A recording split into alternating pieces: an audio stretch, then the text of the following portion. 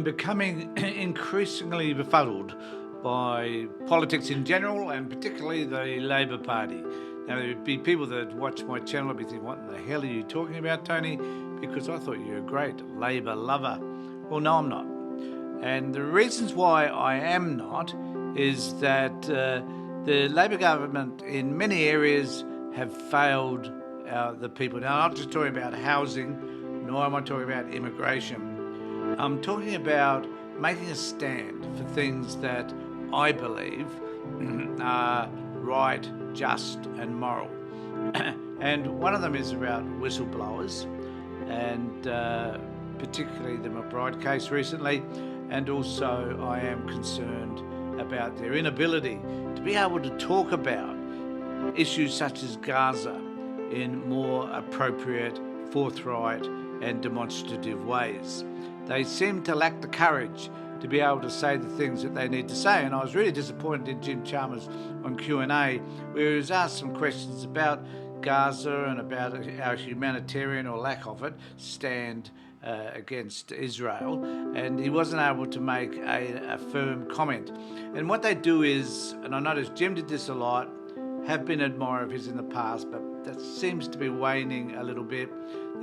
We're chipping away at the Labor Party is chipping away at the edges and not doing anything specific that I think has guts, has courage, has a sense of determination, a sense of real understanding as to the elements in society that are determining how people are responding to the cost of living expenses and so forth. And that, unemployment and why they're not increasing the rate for unemployed people, and why not take a more aggressive way of looking at how to tax the wealthy. So that there's a whole host of areas that could be done differently.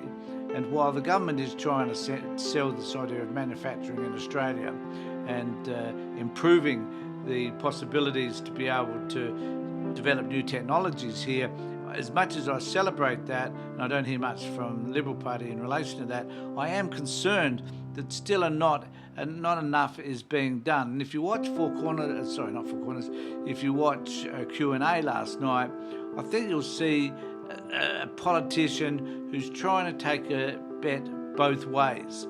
And I find that extremely disturbing, because really the reality is that they should be using this opportunity to make significant big changes.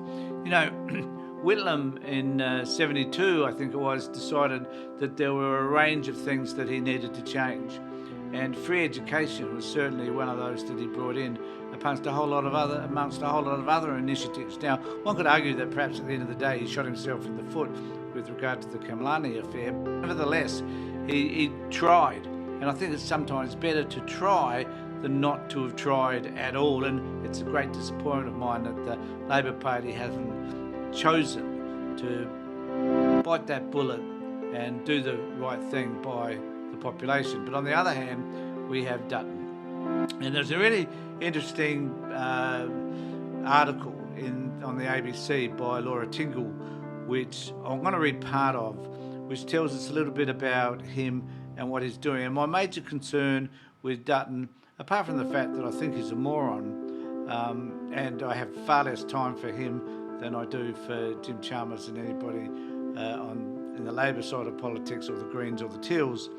But what I do want to say is that and we need to be wary of this, is that Dutton is doing all that he can to try and find ways to divide us, to focus on things that he believes the community are most concerned about. And one of those is immigration. And so this is where he will endeavour to focus on areas which historically, I guess, have been significant issues for the Australian population, and areas which is easy. It's easy to whip up discontent, and it's easy to spread inappropriate facts or misinformation, basically, about many of these areas that seem to concern him. Not because he has policies that fit with any of that, but because he's more interested in stirring up that discontent in our community. Now, in Lara Tinga's article, she says, with this federal budget reply, Peter Dutton is now playing deadly simple but very dangerous politics. And this is the point about him. Now, on one hand, we certainly have the Labor Party, in my view, who are simply not doing enough in order to mitigate against cost of living standards and to help people. They're giving something, but they could be doing far more. But this man is doing all that he can to destroy what is already there. And I think we need to be really, really mindful of the strategy that he's using here. And so she goes on to say, announcement on immigration various by the federal coalition have been hard to miss in recent days. From John Howard about the Asian immigrations in the 1980s, those of us who are old enough to remember all that, to stopping the boats in 2013, there's always been a lot happening politically in that space, that is the Asian immigration space. Opposition leader Peter Dutton, no stranger to the vibe as a former Home Affairs Minister, was back there this week, snapping off the various threads of debate about Jim Chalmers' third budget with the simple proposition that a coalition government would cut migration and foreign investment in housing to make it easier for Australians to get a home. And the reason why he's doing that is that this is the fodder he wants to feed to the population. This is the stuff he wants you and I to believe are the primary issues. In doing so, he hones in with deadly precision on the bottom issue of the housing crisis. Any politician is entitled to put forward a policy proposal for fixing a tough policy problem, no doubt about that. The Greens, of course, have been running hard on housing for some time. But there are two particular aspects of Dutton's political strategy which are disturbing. The first is that it is not just targeting migration's impact on housing, which, incidentally, is minimal at most. I think the figure that comes to mind is about 4%. It is minimum. It's only a few thousand houses a year. So to target on that as if it's that massive, big problem, I think is disingenuous. And it's just simply inaccurate to start with. But that's kind of where Dutton's heading in relation to that. She goes on to say, it's not just housing. I think that this is what Dutton said on Thursday night. It's not just housing. People know that if you move suburbs, it's hard to get your kids into school or into childcare. It's hard to get into a GP because the doctors have closed their books.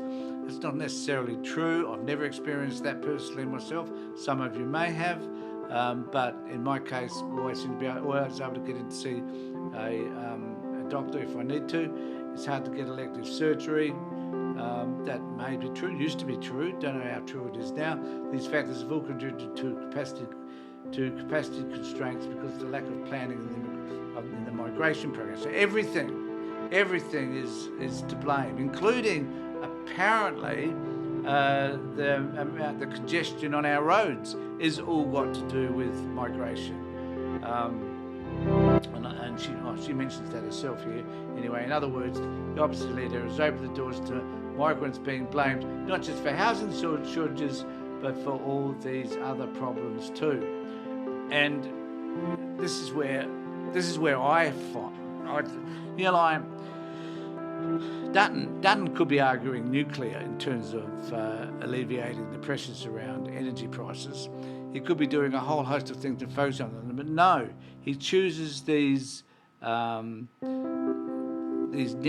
these pieces that he knows are going to enrage the community, even though they are not factual.